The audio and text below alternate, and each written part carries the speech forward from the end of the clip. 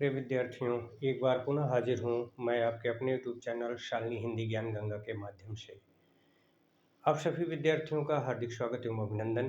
प्रिय विद्यार्थियों, भक्तिकालीन हिंदी साहित्य का हम लोग अध्ययन कर रहे हैं। इस कड़ी में प्रिय विद्यार्थियों आज हम लोग भक्तिकालीन निर्गुण काव्यधारा की ज्ञानाश्रयी शाखा के बारे में अध्ययन करेंगे। ये अत्यंत महत्वपूर्ण प्रकरण है।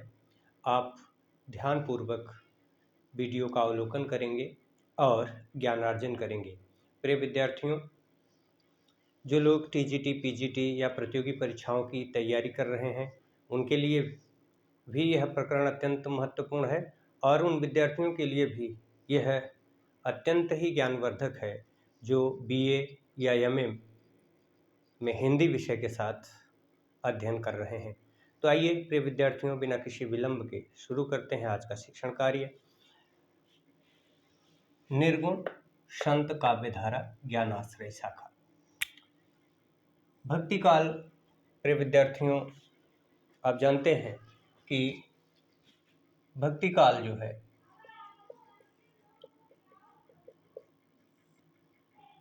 निर्गुण और सगुण दो धारा में विभाजित हुआ। निर्गुण में ज्ञानाश्रय शाखा और प्रेमाश्रय शाखा, ये दो भाग हुए, जबकि सगुण में कृष्ण काव्य और राम काव्य। ये भक्तिकाल का जो साहित्य है उसका विभाजन है। निर्गुण काव्यधारा से संबंधित जो भी संत कवि हैं, जो भी विद्वान हैं, जो भी आचार्य हैं, जो भी महात्मा हैं, वे ये मानते हैं कि ईश्वर सर्वव्यापी है, सर्वांतर्यामी है। उसका कोई आकार प्रकार नहीं है, उसकी कोई रूपरेखा नहीं है, उसकी कोई जाति नहीं है, धर्म नहीं है। वह सृष्टि के कण कण में व्याप्त है। तमाम कवियों ने, संत साहित्य के संतों ने इस बात को अपनी वाणी से मुखरित किया है।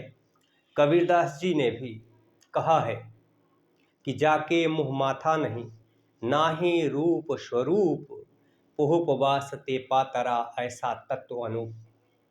यानी जो निर्गुण निराकार ब्रह्म है वह पुष्प की जो वास होती है, जो सुगंध होती है, उससे भी पतला है। आपने सुगंध को नहीं देखा होगा। सुगंध की अनुभूति होती है। किसी फुलवारी के पास से यदि आप गुजर रहे हैं तो वायु का साथ पाकर के जब सुगंध आगे बढ़ती है और नासिका विवर से जब अंदर प्रविष्ट होती है तो उस वास का हमें आनंद मिलता है।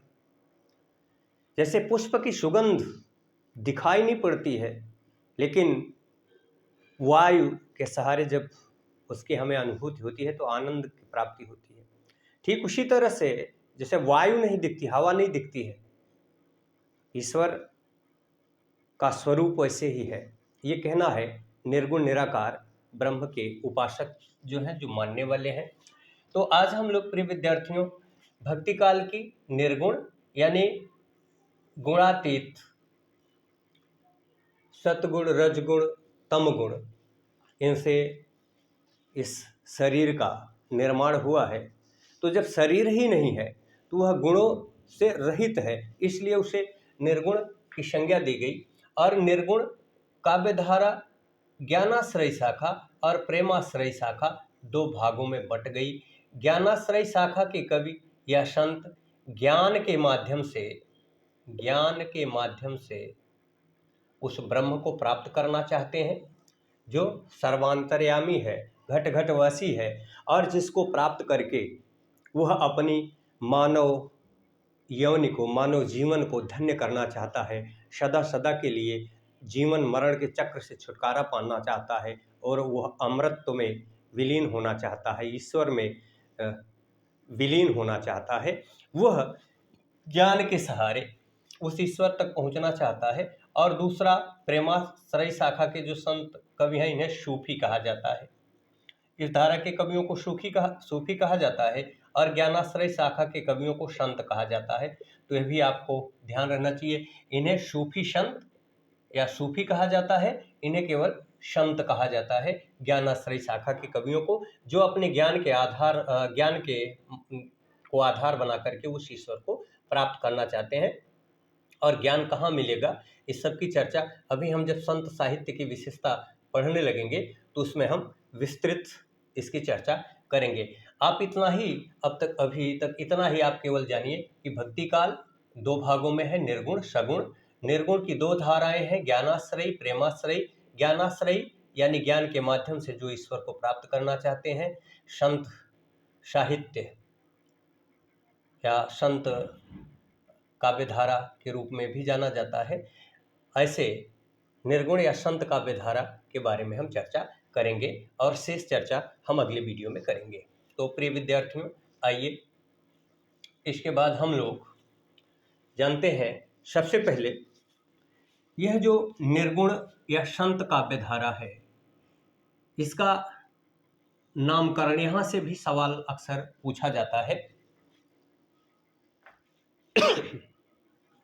कि निर्गुण या संत काव्यधारा का यह नाम कैसे पड़ा।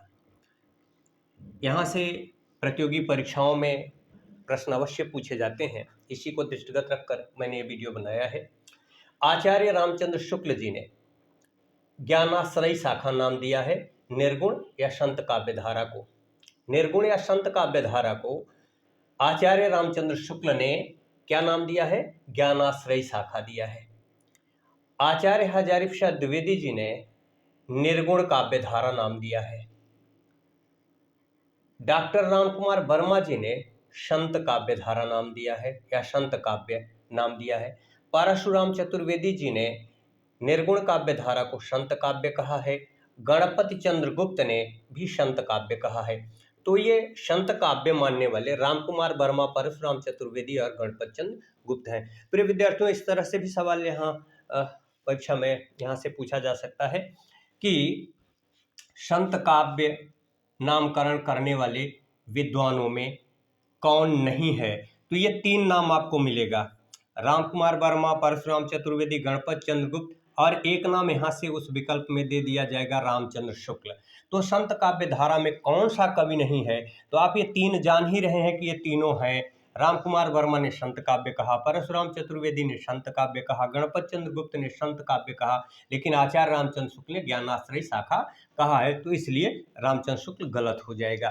तो इसी तरह से आप इसको सही करेंगे कि संत काव्य धारा को किसने नहीं माना है, तो रामचंद्र शुक्ल ने संत काव्य नाम नहीं दिया है, बल्कि संत काव्य नाम दिया रामकुमार वर्मा ने, परशुराम चतुर्वेदी ने, गणपति चंद्र गुप्त ने।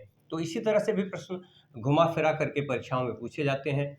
आचार्य रामचंद्र शुक्ल ज्ञानाश्रयी शाखा, प्रश्न ऐसे पूछ लिया जाएगा कि निर्गुण या संत काव्यधारा का नाम ज्ञानाश्रयी शाखा किसने दिया है, तो आचार्य रामचंद्र शुक्ल ने दिया है। हजारी प्रसाद द्विवेदी ने निर्गुण काव्य धारा कही है।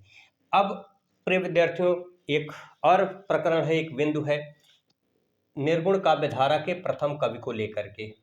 यहाँ से भी सवाल पूछा जाता है कि कबीर दास को किन किन विद्वानों ने प्रथम कवि माना है निर्गुण काव्य धारा का। तो आचार्य रामचंद्र शुक्ल, हजारी प्रसाद द्विवेदी और राम स्वरूप चतुर्वेदी ने कबीर दास को जो है प्रथम कवि माना है निर्गुण काव्य धारा का, जबकि रामकुमार वर्मा जी ने और गणपति चंद्र गुप्त ने नामदेव को प्रथम संत काव्य माना है। यहाँ से भी सवाल पूछे जाएंगे, इसलिए आप इसको अच्छी तरह से याद कर लीजिएगा कि आचार्य रामचंद्र शुक्ल, हजारी प्रसाद द्विवेदी और रामस्वरूप चतुर्वेदी ने कबीर दास को निर्गुण काव्य धारा का प्रथम कवि माना है, जबकि रामकुमार वर्मा और गणपति चंद्र गुप्त ने नामदेव को प्रथम कवि माना है। प्रिय विद्यार्थियों, भक्ति काल के अंतर्गत निर्गुण संत साहित्य की अगर कवियों की बात की जाए तो कबीरदास, नामदेव, दादू दयाल, मलूकदास, पलटूदास, शहजोबाई, सुंदरदास आदि नाम महत्वपूर्ण हैं, जिन्होंने ज्ञान के सहारे ईश्वर को प्राप्त करने का जतन किया है और वह इस संसार में आवागमन के बंधन से मुक्त होना चाहते हैं। तो प्रिय विद्यार्थियों, अगला जो महत्वपूर्ण बिंदु है, इन कवियों के बारे में डिटेल्स में भी विस्तृत चर्चा एक एक कवि के बारे में करेंगे। एक महत्वपूर्ण प्रकरण यह है कि संत साहित्य की प्रमुख विशेषताएं कौन कौन सी हैं, खास करके जो BA MA के विद्यार्थी हैं उनके लिए, और जो ELT की मुख्य परीक्षा में प्रतिभाग करेंगे, सहभाग करेंगे, उनके लिए भी ये अत्यंत महत्वपूर्ण प्रकरण है। इसलिए सभी विद्यार्थीगण इसको अत्यंत ध्यानपूर्वक अवलोकन करेंगे ताकि वो बहुत अच्छे से प्रश्नों का उत्तर दे सकें और अपने मकसद में कामयाब हो सकें। प्रिय विद्यार्थियों, संत साहित्य की विशेषताएं, पहली विशेषता है निर्गुण ब्रह्म के प्रति आस्था। यानी इस काव्य धारा के जितने भी कवि हैं, चाहे वो कबीरदास हों, चाहे वो मलूकदास हों, चाहे वो रैदास हों जिन्हें रविदास कहा जाता है, चाहे सुंदरदास हों, शहजोबाई हों, अन्य जितने भी कवि हैं, जितने भी संत हैं, ये सारे के सारे लोग ये मानते हैं कि जो हमारा ईश्वर है वह सर्वांतर्यामी है, घट घटवासी है, वह सृष्टि के कण कण में है, दिखता नहीं है, वो उसी को दिखता है जो ज्ञान को प्राप्त कर लेता है और इस संसार के बारे में समझ लेता है। और वह ईश्वर इतना सूक्ष्म है, केवल उसकी अनुभूति की जा सकती है, उसको जो देखता है वही जानता है, वह प्रकट नहीं कर सकता है। इसीलिए निर्गुण निराकार ब्रह्म को अनिर्वचनीय या वर्णनातीत भी कहा जाता है। तो निर्गुण ब्रह्म के प्रति जो आस्था है वह बड़ी प्रबल है। कबीर आदि संतों ने कहा है, कबीर ने कहा है निर्गुण ब्रह्म के बारे में कि जाके मुँह माथा नहीं, ना ही रूप स्वरूप, पुहुपवास ते पातरा, ऐसा तत्व अनूप। और कबीरदास जी ये भी कहते हैं कि वह ब्रह्म सबके हृदय में है, हमारे हृदय में है, आपके हृदय में है, जब सृष्टि के कण कण में है, घट घटवासी है। केवल हमें दृष्टि चाहिए, हमें ज्ञान चाहिए, और संसार में जो ईश्वर के प्राप्ति के बाधक तत्व हैं, बाधक तत्वों के बारे में यदि हम जान लेंगे, बाधक वस्तुओं के बारे में जान लेंगे, तो हम निश्चित ही उनसे दूर होकर के ईश्वर की भक्ति की तरफ उन्मुख होंगे और ईश्वर को प्राप्त करेंगे। इसीलिए कस्तूरी कुंडल विषय, कबीर ने कहा कस्तूरी कुंडल विषय, मृग ढूंढे बन माही, ऐसे घट घट राम है, दुनिया देखे नाही। तो कबीरदास जी कहते हैं हमारा जो राम है वो निर्गुण ब्रह्म है। राम, यह राम जो है ये दशरथ नंदन राम से अलग है। इसलिए कबीरदास जी ने कहा है कि दशरथ सुत तिहु लोक बखाना, राम नाम का मरम है आना। यानी इनके जो राम है वो निर्गुण निराकार ब्रह्म है, जबकि तुलसी के जो राम है वो सगुण साकार ब्रह्म है, वो स्वरूप वाले हैं, वो धनुर्धारी हैं, पीताम्बरधारी हैं, उनका एक स्वरूप जो है वह समाज के सामने आता है।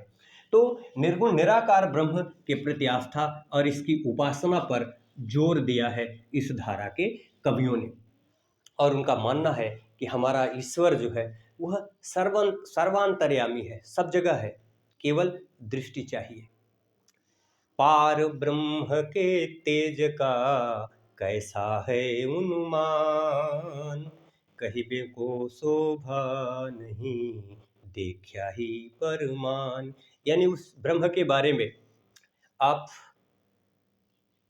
वर्णन नहीं कर सकते हैं, उसके बारे में कुछ कह नहीं सकते हैं। प्रिय विद्यार्थियों, ये कोटेशंस, ये दोहे आप परीक्षा में जरूर लिखिएगा। निर्गुण ब्रह्म के प्रति आस्था की जो उपशीर्षक आप डालिएगा, हेडिंग डालिएगा, और उसके विवरण के क्रम में आप बीच बीच में अपनी बात की पुष्टि के लिए दोहा अगर रखेंगे तो उससे अच्छा नंबर आपको मिलेगा।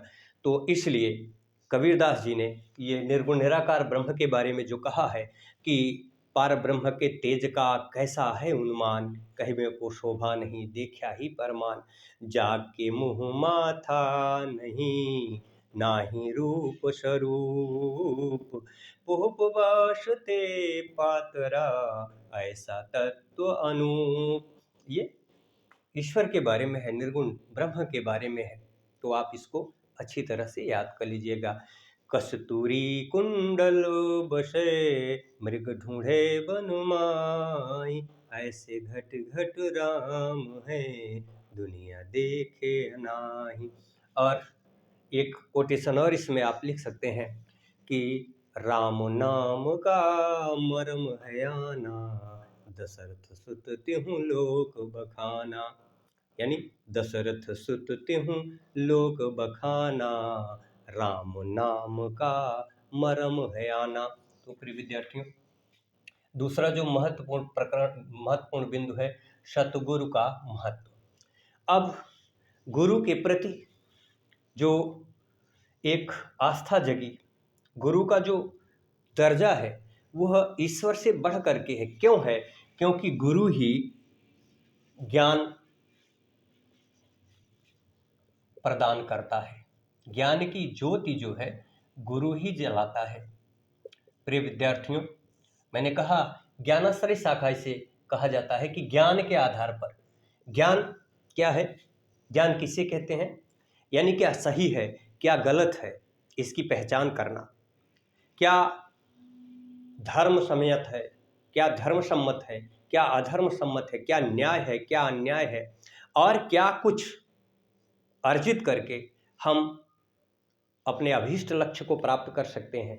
यह जानना, यह समझना, यही ज्ञान है। और कबीरदास जी कहते हैं कि यह ज्ञान मिलेगा किससे? यह ज्ञान गुरु से मिलेगा।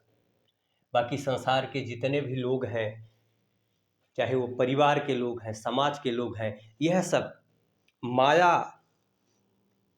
में डालने वाले लोग हैं। ये आपके हितैषी नहीं है, ये है आपके हितैषी नहीं है। कबीरदास जी ने कहा है गुरु की महिमा का वर्णन करते हुए कि सतगुरु की महिमा अनंत, अनंत किया उपगार, लोचन अनंत उघाड़ियाँ, अनंत दिखावण हार। और इन्होंने ये कहा कि गुरु जो है वही आपको ज्ञान दे सकता है। गुरु गोविंद दो खड़े, काके लागू पाए, बलिहारी गुरु आपने, गोविंद दियो बताए। और जो मैंने कहा रिश्तों की बात, कि जो ये परिवार के लोग हैं, जो आपके सगे संबंधी हैं, ये आपके हितैषी नहीं है। सतगुरु समान को सगा, सतगुरु सैन दाति, सतगुरु समान हित को हितु, सतगुरु सैन दाति। तो यह है कबीरदास जी ने गुरु की महिमा के बारे में बताया है कि यदि आपको सच्चा गुरु मिल गया तो निश्चित ही वह आपको सांसारिक भवसागर से पार उतार सकता है। क्योंकि माया दीपक नर पतंग, भ्रमि भ्रमि इवै पड़ंत, कहे कबीर गुरु ज्ञान तैं, एक आध उबरंत। जब तक गुरु की कृपा नहीं होगी तब तक आप माया के इस संसार से पार नहीं पा सकते हैं। इसलिए आपको सच्चा गुरु करना पड़ेगा, गुरु की महत्ता को समझनी पड़ेगी। सतगुरु हम सु रीझ करी, एक कहा प्रसंग, वर्षा बादल प्रेम का, भीगी गया सब अंग। तो आप इस सब कोटेशंस को इस बिंदु के अंतर्गत लिखेंगे तो आपको निश्चित ही अच्छा नंबर मिलेगा। प्रिय विद्यार्थियों, अगला बिंदु है शास्त्रों का विरोध। कबीर आदि संतों ने जो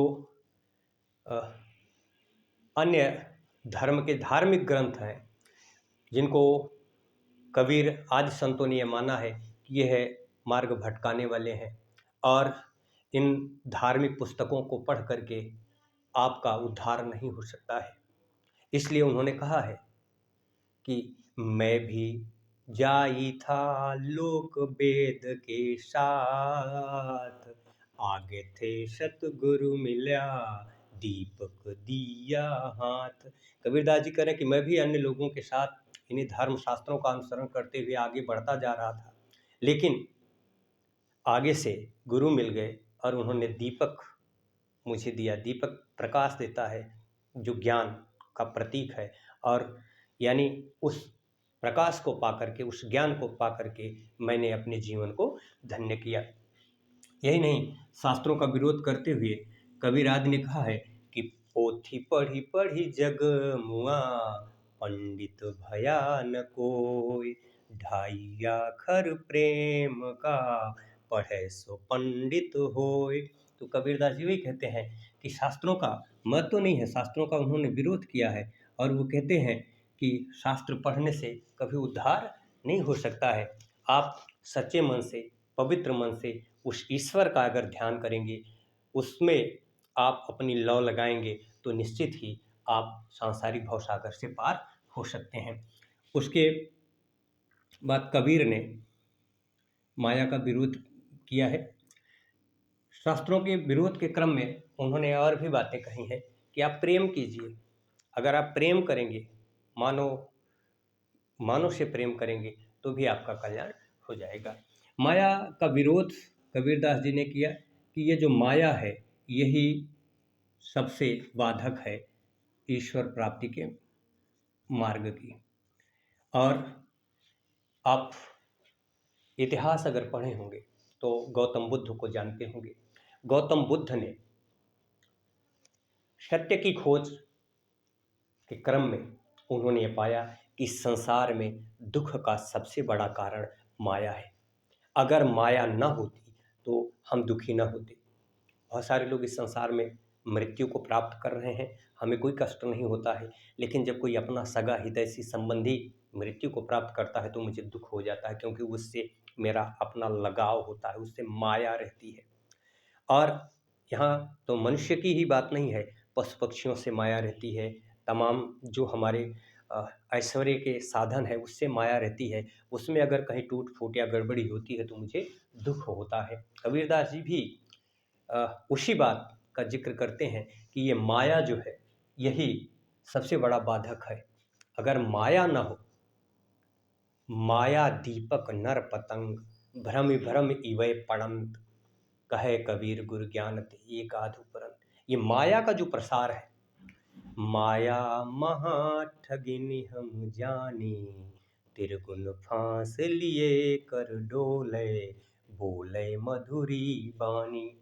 तो इसका भी आप जिक्र करेंगे इस हेडिंग के अंतर्गत। आडंबरों का विरोध। कबीरदास जी जो ये सांसारिक दिखावा है, जो विविध आडंबर हैं, उनका घोर विरोध उन्होंने किया है। चाहे वो पूजा पद्धति हो, चाहे वेशभूषा हो, पंडितों को भी उन्होंने नहीं छोड़ा है, मौलवियों को भी उन्होंने नहीं छोड़ा है। दोनों धर्म जाति के संप्रदायों में जो ये आडंबर है, जो दिखावा है, इसका उन्होंने घोर विरोध किया। और उन्होंने एक पद लिखा, एक पद उन्होंने कहा, और वो पद क्या है? ना जाने तेरा साहिब कैसा है, मस्जिद भीतर मुल्ला पुकारे, क्या साहिब तेरा बहरा है, चूंटी के पग नेवर बाजे, सो भी साहब सुनता है, ना जाने तेरा साहब कैसा है। पंडित हुई के आसन मारे, लंबी माला जपता है, तेरे अंदर कपट कतरनी, सो भी साहब लखता है। तो इसलिए उन्होंने आडंबरों का विरोध किया है।